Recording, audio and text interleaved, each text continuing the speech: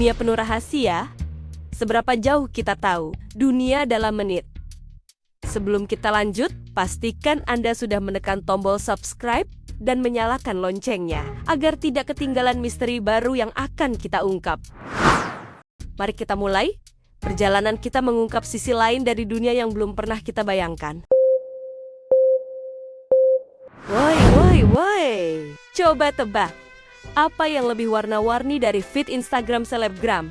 Jawabannya, sungai dan danau beneran. Lupakan air galon yang beningnya gitu-gitu aja. Hari ini kita bakal jalan-jalan virtual ke 4 tempat yang sungguh di luar Nurul.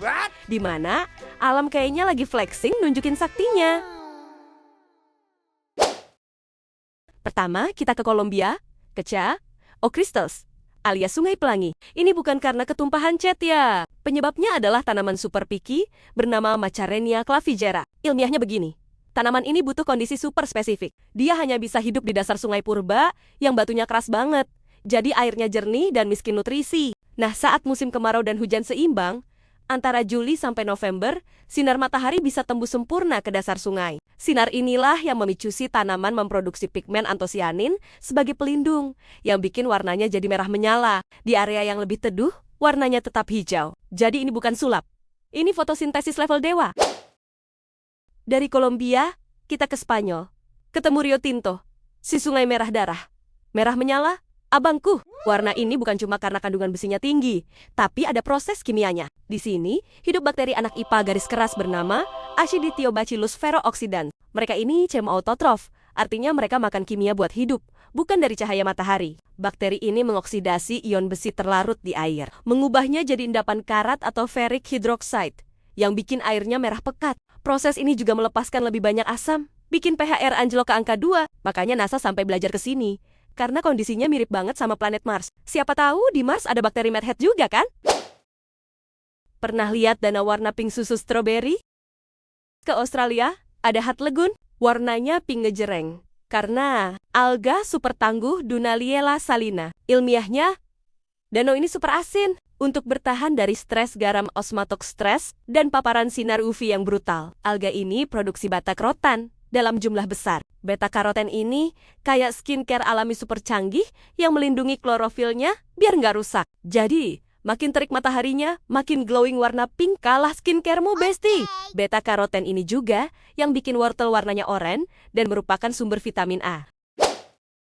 Terakhir, kita ke Amerika, ke Grand Prismatic Spring di Yellowstone. Awas, jangan salfok. Ini bukan kue lapis raksasa. Ini adalah termometer hidup raksasa. Tiap warna adalah komplek perumahan bagi geng bakteri yang berbeda. Di pinggir, yang suhunya cuma 55 derajat Celcius, tinggal bakteri kelas Rix yang warnanya oranye merah. Masuk lebih dalam, di zona kuning yang lebih panas sekitar 65 derajat Celcius, ada bakteri Staphylococcus. Makin ke tengah, di zona hijau 75 derajat Celcius, bakteri ini masih ada tapi dengan pigmen berbeda. Dan di pusatnya, zona biru yang super panas, hampir 90 derajat Celcius. Warnanya biru bukan karena ada bakteri, tapi karena saking murni dan panasnya air, tidak ada kehidupan yang bisa tumbuh. Jadi kita bisa lihat warna asli air yang memantulkan cahaya biru. Ini zona WIP, nggak ada yang bisa ganggu-gugat. Jadi, dari sungai yang tanamannya lagi fashion show, sampai kolam bakteri warna-warni. Mana nih yang bikin kamu tercandu? Candu pengen berendam ke zona biru nggak? Bercanda ya guys.